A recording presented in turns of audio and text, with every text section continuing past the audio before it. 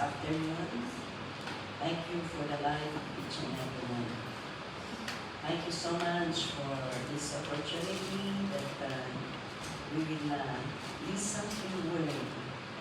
I pray for the divine understanding and wisdom be upon each and every one as we continue, Lord, to learn from you.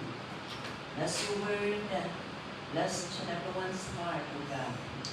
Hayaan mo po, Panginoon, na ang salita mo ay tumungo po sa kalitutunan ng aming puso. Salamat po, Diyos. I-bless mo ang bawat isa. Ganun din ang mga kapatiran namin na nanonood online. Lord, speak to us, O God, and give us your message. Father, thank you. In Jesus' name, amen. Okay, so good afternoon to everyone. Good afternoon. Sabi mo sa katabi mo, good afternoon. Ang sinigay mo naman ay sweet, sweet smile. Hallelujah. Praise the Lord. Okay, at tayo po ay patuloy na mag-aral sa salita ng ating Panginoon. Praise God for this opportunity na binibigyan ng Lord sa bawat isa sa atin. Sino po ang may takot sa Diyos sa inyo? Amen. Sabi na ng amen. Amen. Sino ang natatakot din kay demonyo?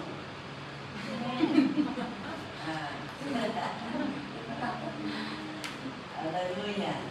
Sino ang nag-worry dito? Sa kanyang pamilya? Sino ang nag-worry dito sa mga dahil tumatanda na? Amen. Yun ang hindi sa akin. Hallelujah. Praise the Lord. Okay, ang topic natin ngayon, ang topic natin is about the 5 practical steps to combat worry. Yeah. Ang limang practical na gagawin natin para labanan ang worry. Okay? Bakit si 33 yan? 34. Matthew chapter, let us read first. Matthew chapter 6 verse 34. Saan na natin? Ayan. Sabi niya dito, therefore, do not worry about tomorrow. Ayan. For tomorrow will worry about itself. Each day has enough trouble of its own. Ganda ito, no? Sabi niya, do not worry about tomorrow. For tomorrow will worry about itself. Parang may pagka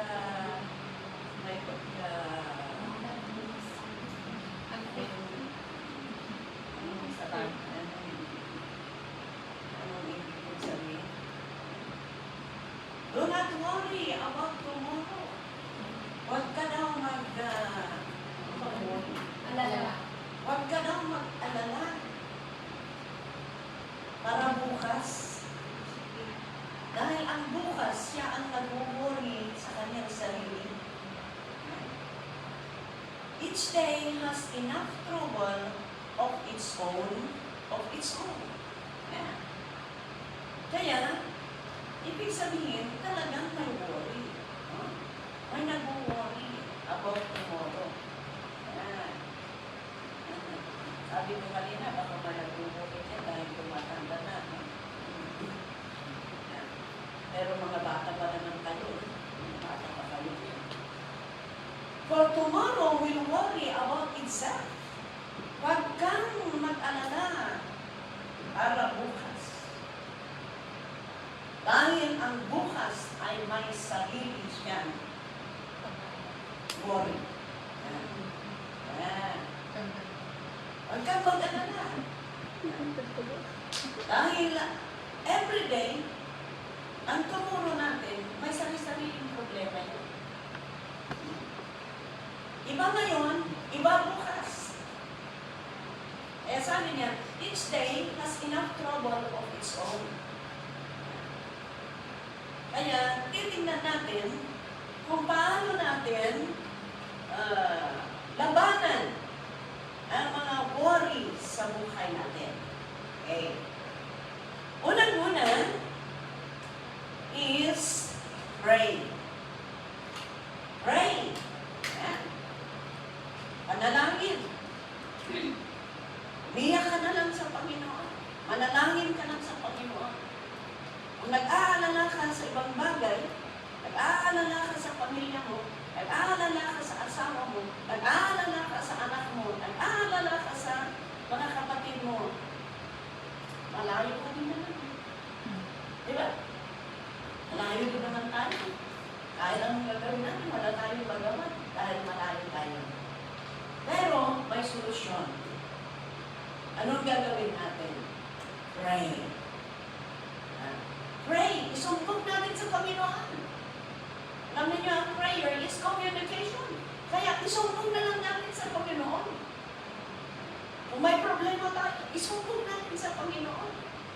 And we cry out to the Lord. Alam niyo, sabi niya dito sa Psalm chapter 56, verse 8 to 9. Yan natin. Sabi niya, record my lament,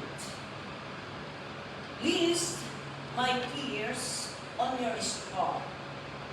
Are they not in your records? Verse 9. Then my enemies will turn back when I call for help. Tignan ninyo. But this I will know that God is for me. Ay, ang ganda, no?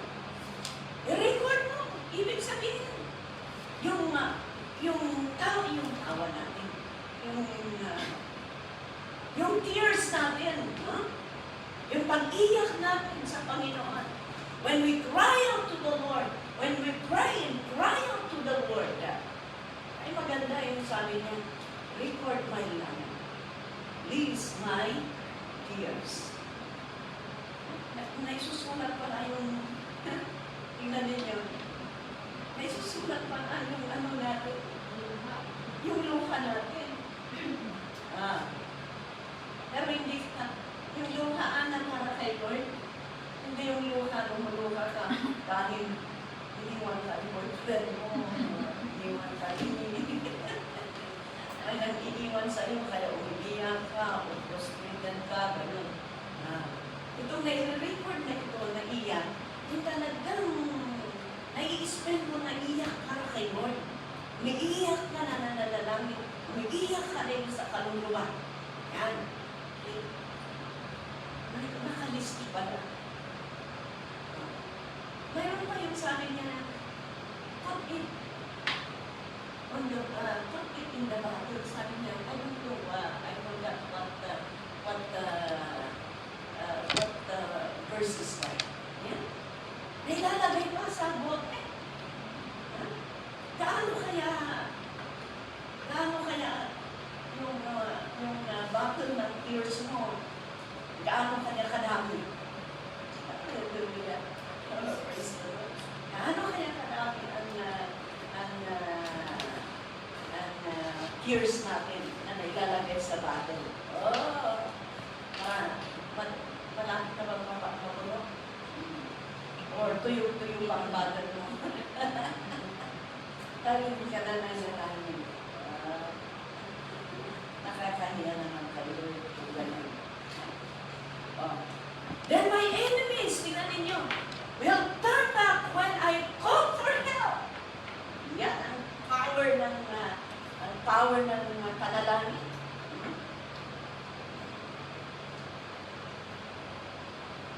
By this, I will know that God is for me. Praise the Lord. Kaya walang malulugi sa pag-pray kay Lord.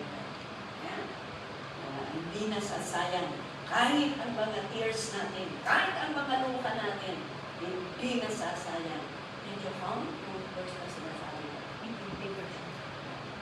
Hindi na, para basahin natin. I'm sorry, I forgot. Naisip ko lang kasi, kaya gusto ko ilagdag natin kung nabasahin natin. Ako na isusulat, hindi lang pala nakasulat, isusulat yung mga tears natin. Yan. Kundi, nailalagay pa sa bote. Tingnan mo. You keep track of all my sorrows, sabi niya. You have collected all my tears in your bottle. Tingnan niya. Kaya pala, nag-perform pala yung tears natin. Kinukulit pala ni Lord. Inalalagay pala sa bottle of prayer. Oo naman. Gaano kaya kalaman yung tears mo? Baka maghapa-hapa ka. Tuyong-tuyo pa yung bottle mo. Kaya naman. Ibig sabihin, hindi ka nananalangin. Hallelujah. You have collected all my tears in your bottle, sabi niya. You have recorded each one in your book. Tignan ninyo. Aside na naka-record, naka-bottle pa. Hallelujah. How many tears drop ang nasa bottle? How many tears drop ang naka-record? Praise the Lord. Kaya ganun ang gagawin pala natin. Kung medyo may natatakot tayo, nag-worry tayo, number one solution is prayer. Yeah. Prayer. Number two,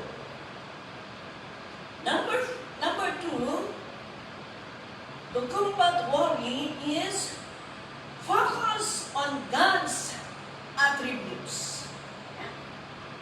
I-focus natin sa Panginoon. I-focus natin sa attributes ng Panginoon. Alam natin ang Panginoon ay makapangyarihan. Alam natin ang Diyos, hindi tayo pababayaan. In Psalm chapter 40, verse 12 to 17, basahin natin. For troubles without number surround me. My sins have overtaken me, and I cannot see. Ito na nag-worry ang isang psalmist dito. They are more than the hairs of my head, and my heart fails within me. Next verse. Be pleased, O Lord, to save me, O Lord. Come quickly to help me. May all who seek to take my life be put to shame in confusion. May all who desire my ruin be turned back in disgrace. May those who say to me, aha, aha, be appalled at their own shame.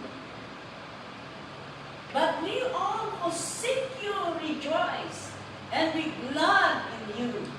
May those who love your salvation always say, the Lord be exalted. Yet I am poor and needy. May the Lord think of me. You are my help and my deliverer. Oh my God, do not delay. Ayan. Kaya makita natin dito, wala tayong sa oras ng problema, sa oras ng kagipitan, sa oras ng trouble sa buhay natin, kahit yung time na nagkasala tayo, time na nagkulang tayo, at nag-worry tayo sa ating buhay, i-focus natin, let's come before the Lord and humble ourselves before Him. Dahil ang Diyos ay maawain. Ang Diyos ay patawarin tayo. Ang Diyos ay matulungin. Ang Diyos, mga kaibigan, ay sa bawat isa sa atin. Amen. Amen? Yan. Kaya kung magkukulang tayo, kung magkasala tayo, hindi yung dahil nagkasala ka ay lumayo ka na sa Panginoon. Di ba kung minsan ganun tayo? Wala, hindi na ako karapat-dapat kay Lord. Kaya ang gagawin na natin, lumayo na lang tayo. Punta na lang tayo sa seaside. Magmuli-muli doon.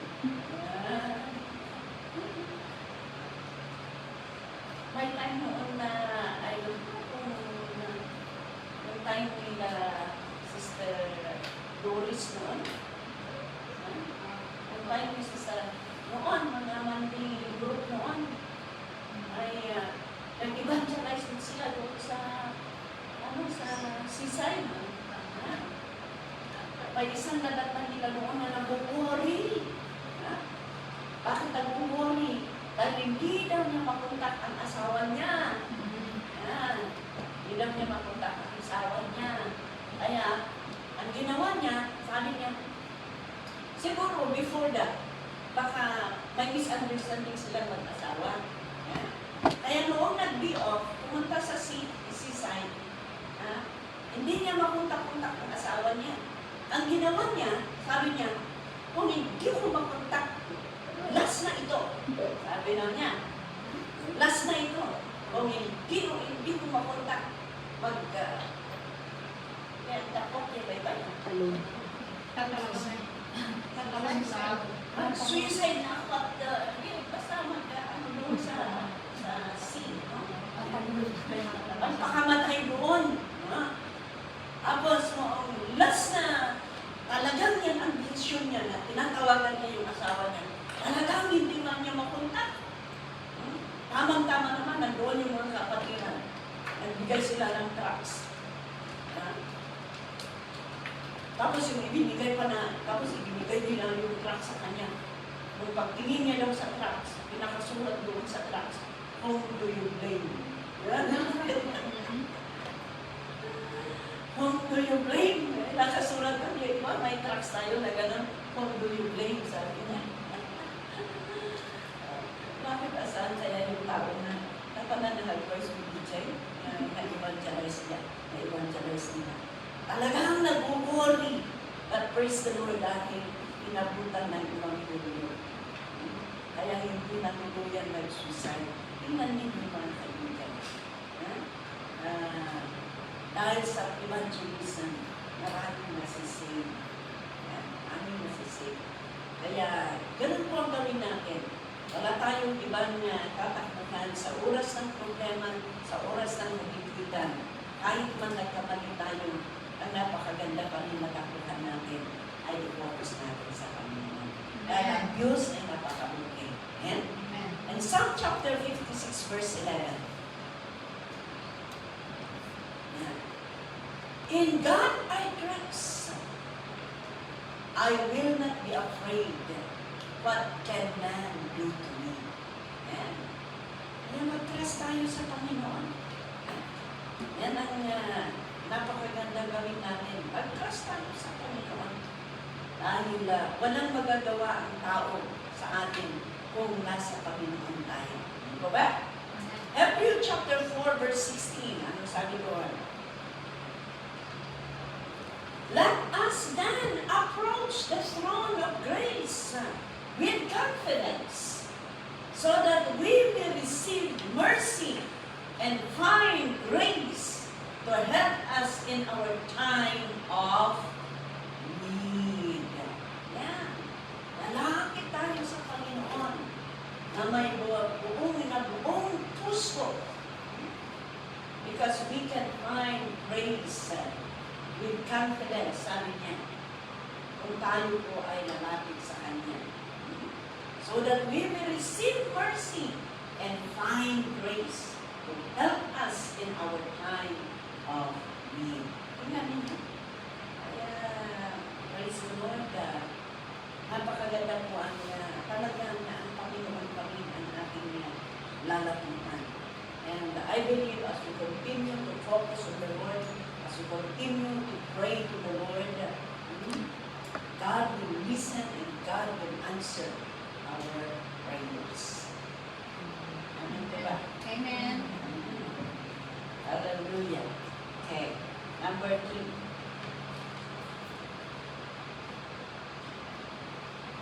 Number 3 is, be aware of Satan's schemes. So, tingnan ninyo. Kailangan na magiging aware tayo sa mga plano ng kaaway. Mga purpose ng kaaway. You know, to guard against the enemy, you must be aware of his schemes. Yeah? Kaya, kailangan na maging aware tayo kung ano ang mga kaaway ng kaaway. Mga purpose ng kaaway. First of all, I would like us to know na ang kaaway, ang pinaka-major na trabaho ng kaaway is tatlo. Tatlo yan. John chapter 10, verse 10. John chapter 10, verse 10. Kasi siya kayo na wala ito po the outline ko. Awan na pa, manay na. Yan. Tingnan ninyo. The thief's purpose is to steal and to kill and to destroy. Yan. To steal, to kill, and destroy. Ito. Kaya, kawin niya ang asawa mo. Sa bagay, hindi na kawin, hiramin. Sabi mo na sa akin nyo, huwag mo nang ipahiram. Libre mo na. Mas maluwag daw sa puso kong donation. Ay, mamigay pa yung may asawa na nagkakaroon dyan. Kung hindi gusto niya kung i-donate, hirang din naman nila. Okay. To steal, to kill, and to destroy. Ito ang purpose ng kaaway. Wala siyang ibang plano sa buhay ng nananampalataya but to steal, to kill, and to destroy. Sirain ang pamilya, sirain ang relasyon. Napatayin niya ang pananampalataya, nanakawin niya ang joy na maglingkod sa Panginoon. Pero, tingnan ninyo, sabi ng Panginoon, my purpose is to give life in all of its fullness. Amen. Pero ang purpose ng Panginoon ay bibigyan tayo ng buhay na walang hanggan. Kaya magiging aware tayo, kailangan magiging aware tayo sa purpose, sa plano ng kaaway. Kaya kung ganon ang purpose ng kaaway, huwag mo siyang sundin. Otherwise, it will kill you. Yeah? Huwag mo sundin. And 2 Corinthians chapter 11, verse 3, anong sabi ko ba?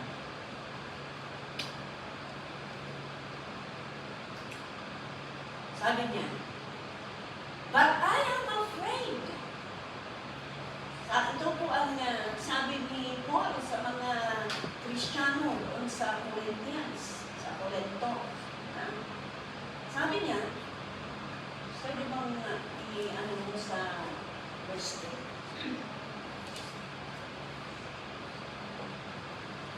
Para makuha ng gusto na sinasabi. Verse 2.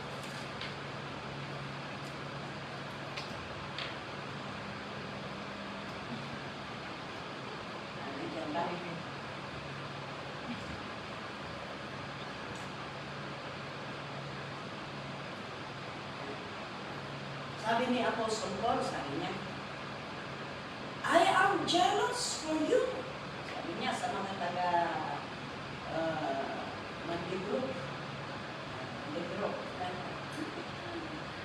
I am jealous for you with the jealousy of God Himself. NIV? NIV,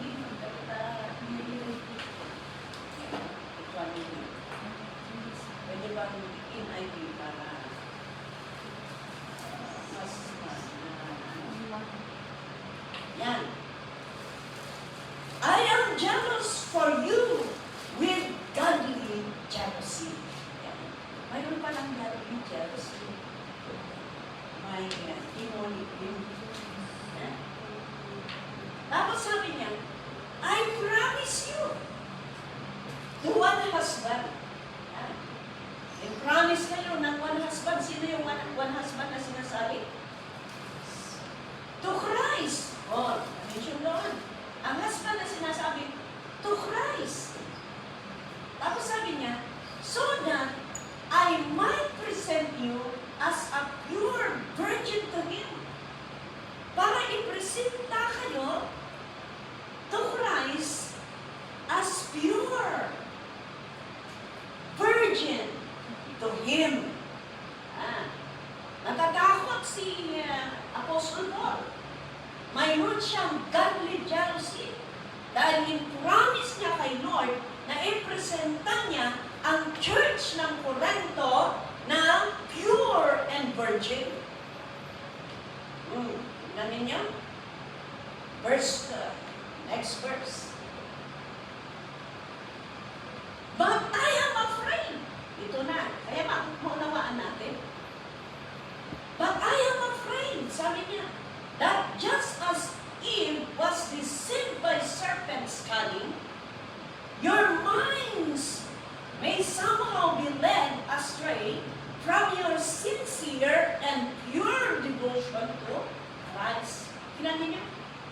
Natatakot ako, sabi niya. In-promise kayo kay Lord, kay Jesus Christ, na i-present kayo as pure virgin.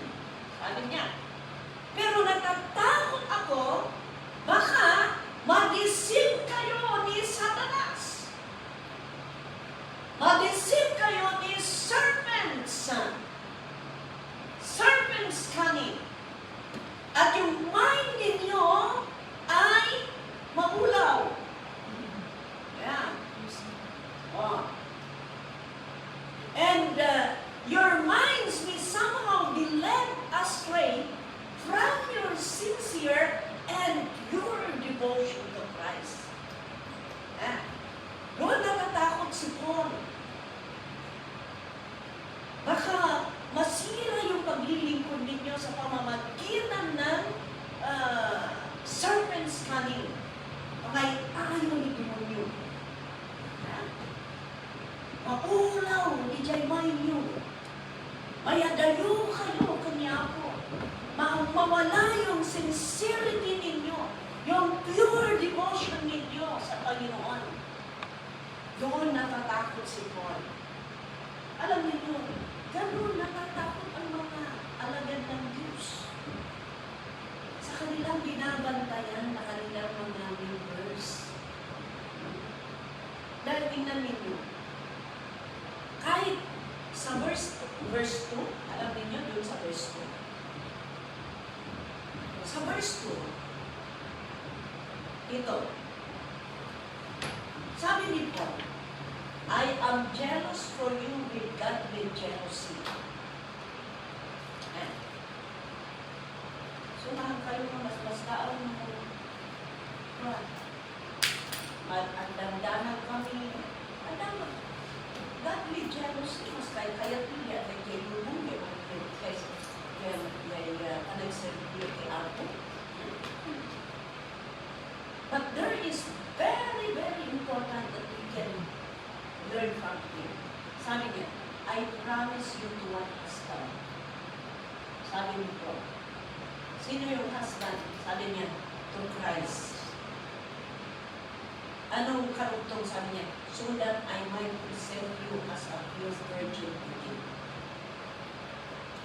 Ang pastor pala natin ang mag-present sa atin kayo. Okay? Wow. Paano na kung wala kang pastor?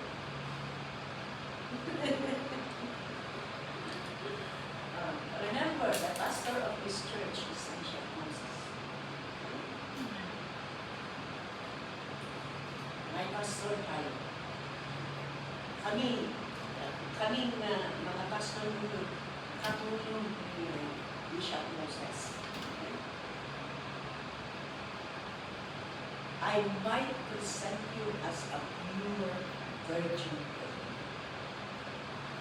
Hallelujah. Kaya kailangan na magiging aware tayo para magiging careful tayo sa paglakad natin bilang isang Kristiyano. Otherwise, hindi natin mamamalayan na nawawala pala tayo sa Panginoon. Ninanakaw pala tayo ng kaaway. Inilalayo pala tayo ng Diablo. 2 Corinthians chapter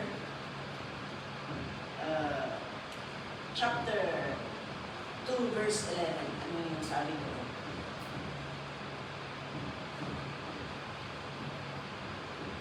Sabi niya, in order that Satan might not outwit us, for we are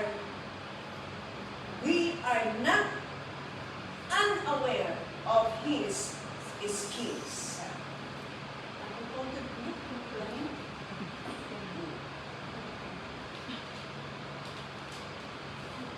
Kaya mag-ingat tayo. Baka hindi natin namamanayan na mawala tayo sa landas natin bilang Christian. Kaya yan po mga kapatid.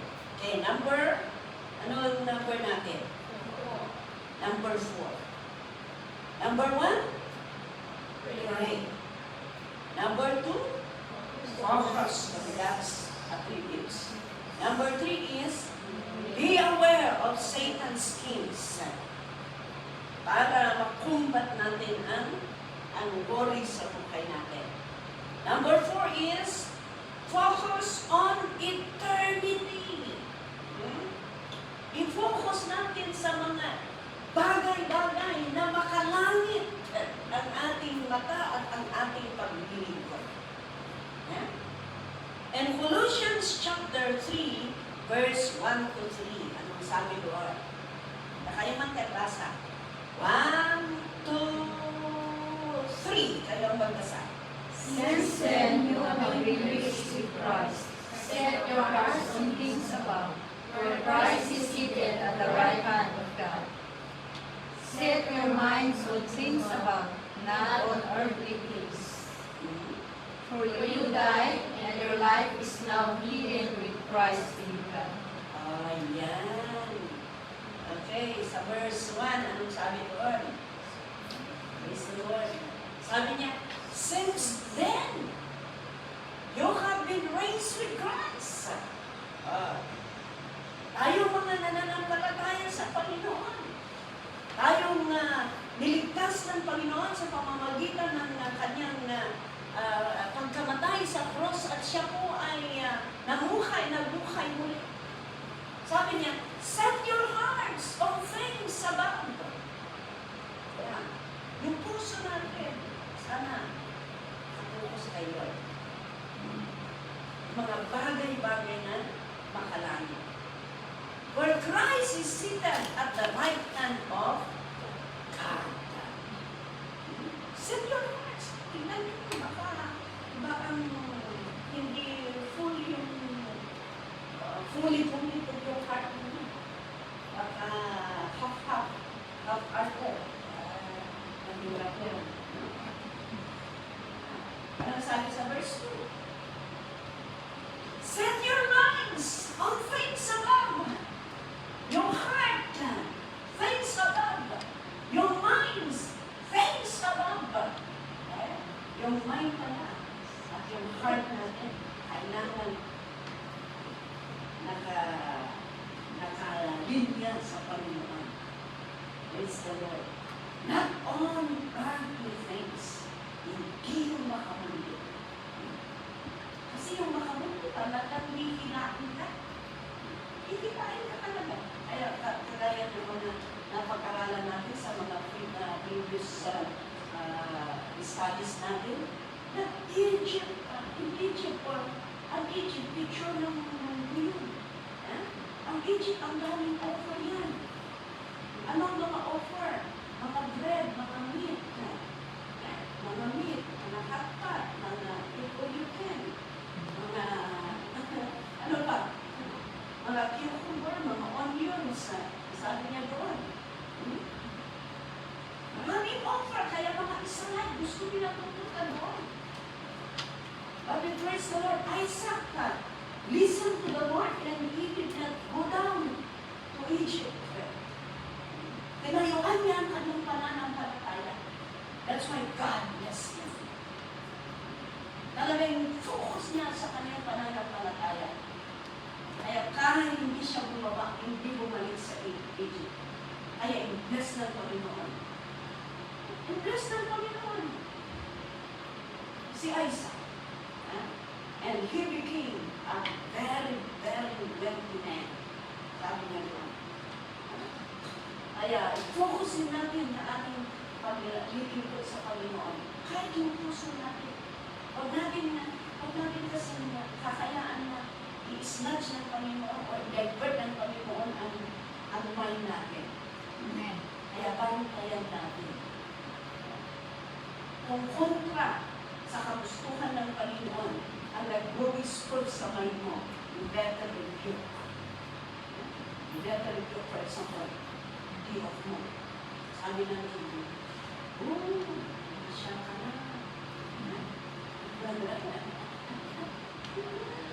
Masyal ka na.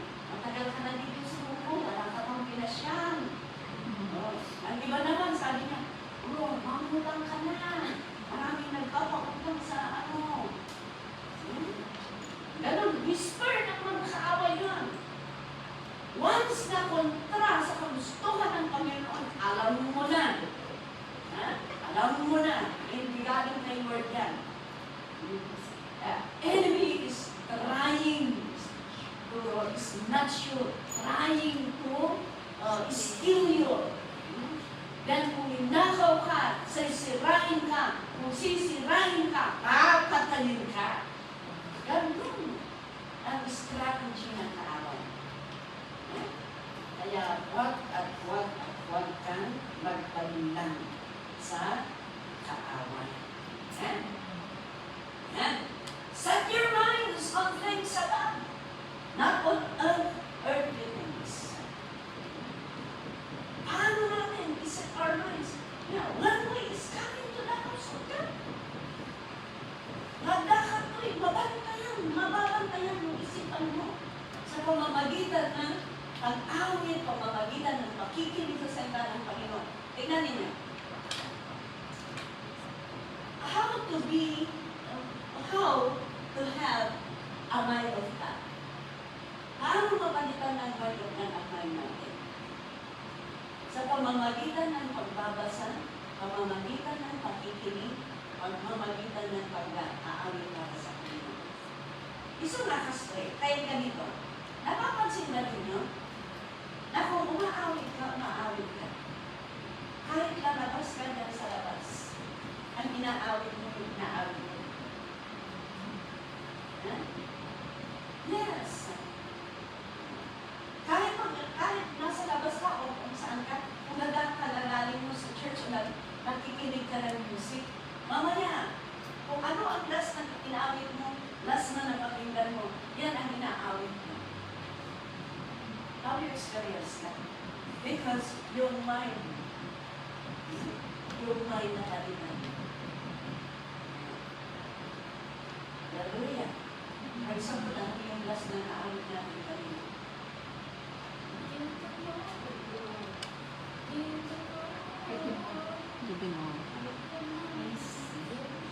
Nakikinig sa'yo kasi kaya parang napalitan din yung naawit natin. Yeah? Pero that is one way that we have the mind of the Lord. Yeah? Okay. And verse 3, anong sabi doon? For you died, and your life is now hidden with Christ in God. Nakabahan na tayo sa Panginoon. Namumuhay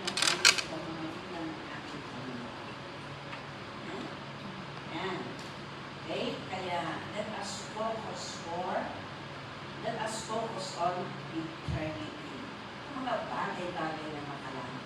In Acts chapter 5, verse 49. Acts chapter 5, verse 41. The apostles left San Pedro, rejoicing because they had been counted worthy of suffering disgrace for the name. Tingnan niyo yung mga apostles, kahit nag-suffer sila, nag-rejoice sila. Because they had been counted worthy of suffering disgrace for the name. 42. Day after day in the temple courts and from house to house, they never stopped teaching, proclaiming the good news that Jesus is the Christ.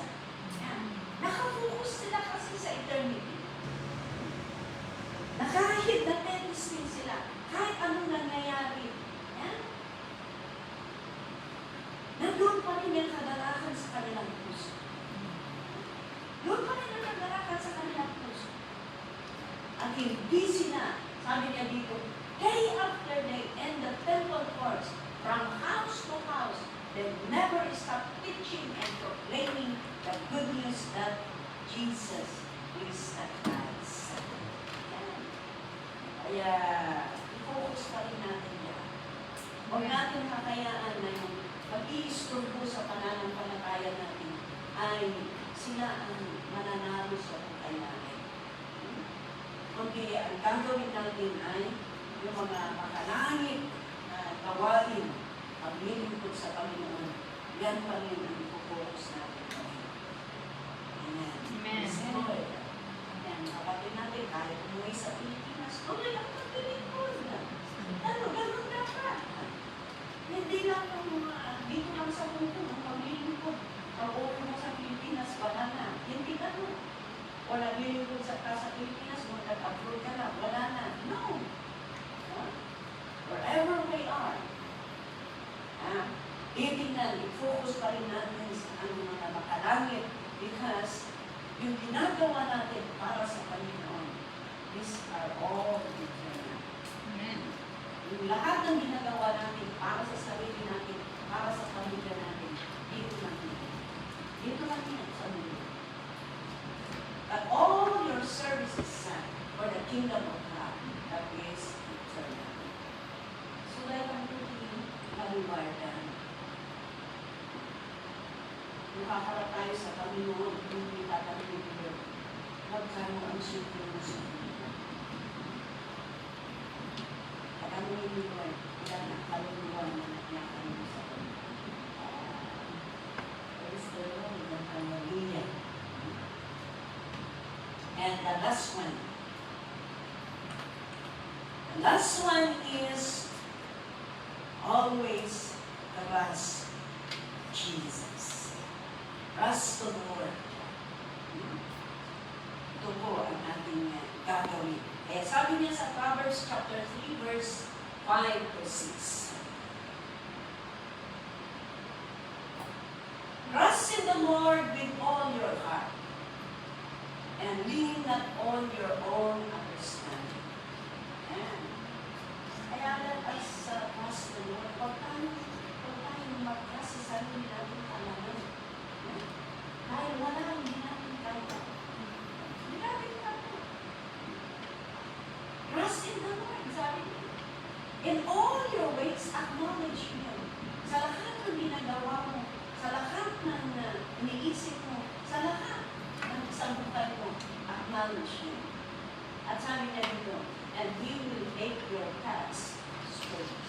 Siya pala ang kung i-acknowledge natin at magpag-trust tayo sa Panginoon, siya pala ang nag-direct sa atin sa magandang direction sa buhay natin.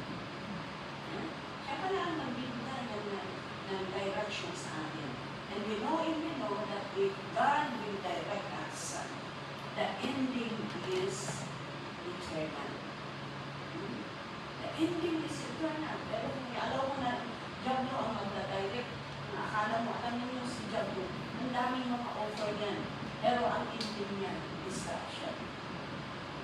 That's why we need to be aware of his schemes. No? In all your ways, acknowledge him, for he will make your paths straight. Ibig sabihin, siya magtutulong sa atin para tayo po ang maging straight. Ibig sabihin, mayroon tayong pagkukulang, pero as we continue to trust God and serve Him, inaayos ng Panginoon ang mga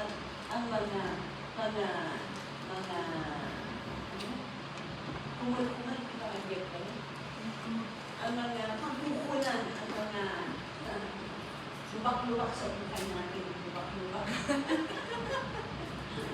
Ang mga baku-baku sa buhay natin, iaayos ng Lord. Amen? Hallelujah. And also at Psalm chapter 56 verse 3, ano sabi doon? Ito. Amen. Kaya nga sabi natin, the steps to combat walking. Amen. Sabi niya, when I am afraid, I will trust in you. Kung natatakot tayo, kung nag-worry tayo, mag-trust tayo sa Panginoon, sa pangako ng Panginoon, sa mga promises ng Panginoon. We always go back to the promises of God. Kung nag-worry tayo, napakaganda. Diba, Lord, sinabi mo nung yan, ikaw. Kung nag-worry tayo, Lord, di ba sinasabi mo, hindi mo pababayaan, hindi mo ako pababayaan. Nag-worry tayo sa pamilya natin. Di ba, Lord, sabi mo, kung nananampalataya ako, pati ang pamilya ko, hindi mo pababayaan. Kung wala tayong, kung nauubusan tayo ng supply, Lord, di ba, sabi mo sa salita mo, you will supply all my needs. Oh, please go back to the word of God. And trust His word. Amen? Amen. Hallelujah. And when I am afraid, I will trust in Him. And Psalm chapter 20, verse 7, sabi ko, some trust in chariots, and some in horses. But we will trust in the name of the Lord our God. Oh, tama. Ang iba nagtatrust sila ng chariots na chariots. Ang kayamanan nila, ang mga resources nila. Ang iba naman nagtatrust sila dahil may politiko na, may congressman or may senate na kabagyan nila. No?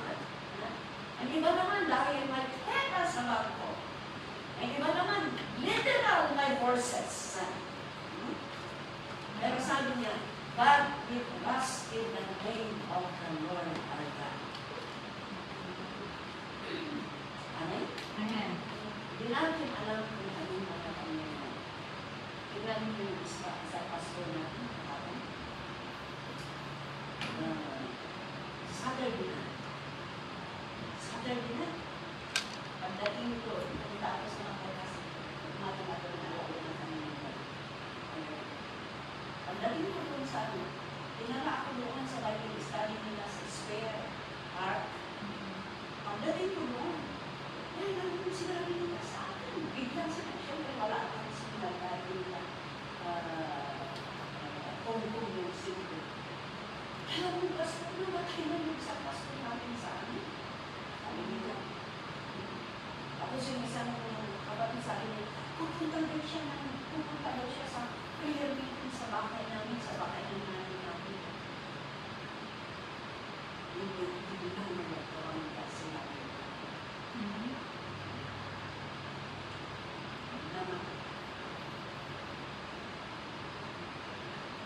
Ganun ang buhay. That's why we don't trust anything. The best we will trust the Lord. Lalo na sa buhay. Let us do our best to serve the Lord and continue to trust Him. Kaya sabi ko, mabait na bawasan na tayo ng isang isa. Student ko, Pastor Glenda yan, batch 27 na BBC.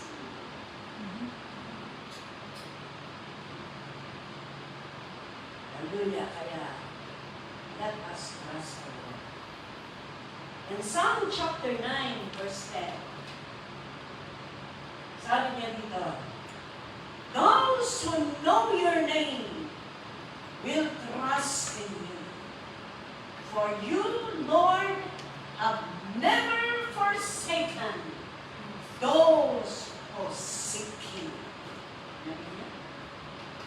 Those who knows your name will trust in you. Sino nakakaalam ng pangalan ng ating Panginoon? Tayo. Amen.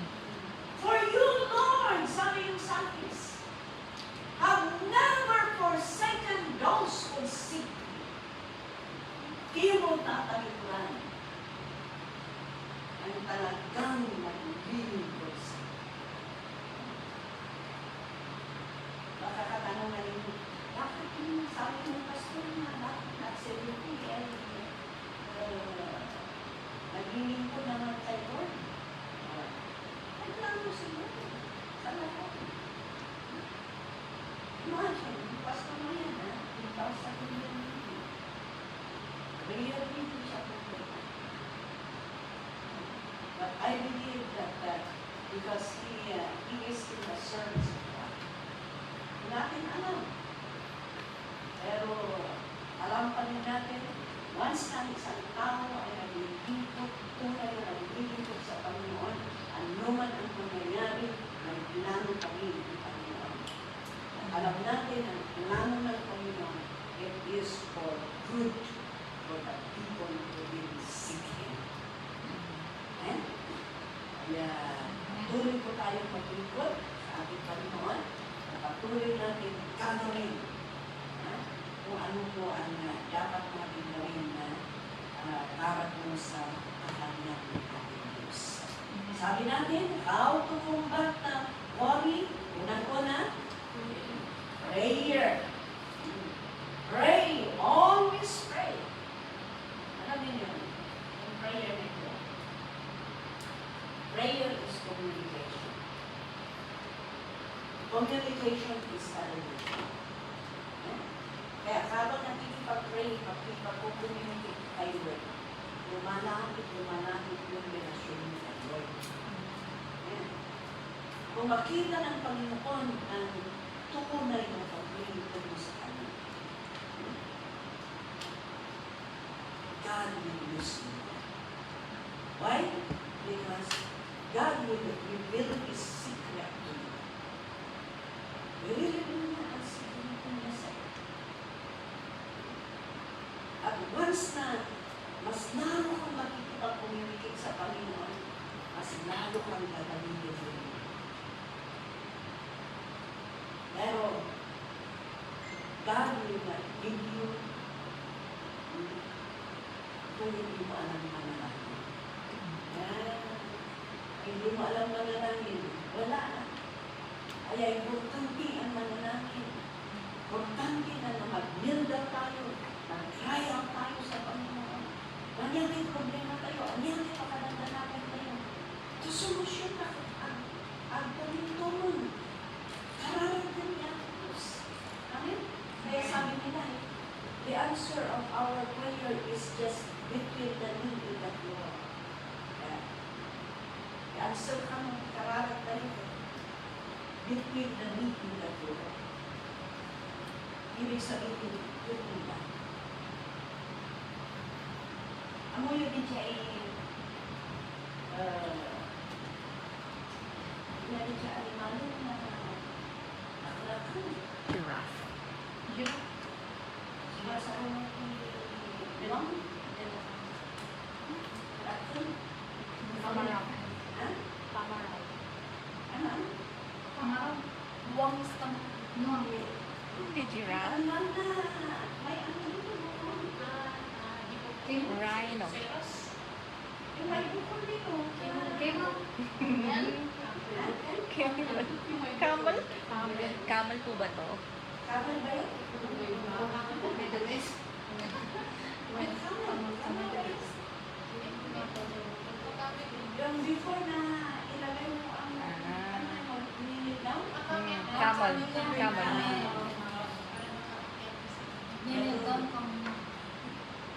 Ganon, if you are ready to carry the load, you need to learn to do it. If you want that God will leave you alone, you need to learn to do it. Kami Kemon. Hindi malibigyan ng Lord ang Kemon. Kung hindi matutupan nila. The same Christian, God will give you a role. God will give you responsibility.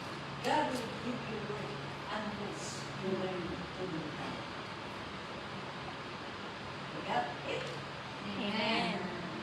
Kaya, ganun, mga kaibigan. How to combat worry? Pray. Focus on God's attributes. Pangatlo is, be aware of Satan's schemes. Kung hindi tayo aware, wala. Tayo plan ng Diablo, focus niya, hindi tayo aware, tayo ang natatalo. Number 4 is, focus on eternity. Focus natin sa mga makalangit na gawain. Kaya, kung giwak ninyo, focus ninyo ang pamilya ko sa Panginoon. Hindi yung isipin, saan kaya ako magpupunta? Saan kaya ako mamamasyal? Hindi naman ang tao. But let us focus on the things above. And number 5 is, trust. Do not trust to your own strength. Do not trust because you have money in the bank. But trust in the Lord in every situation. In times of weariness, it's good to trust the Lord. Amen.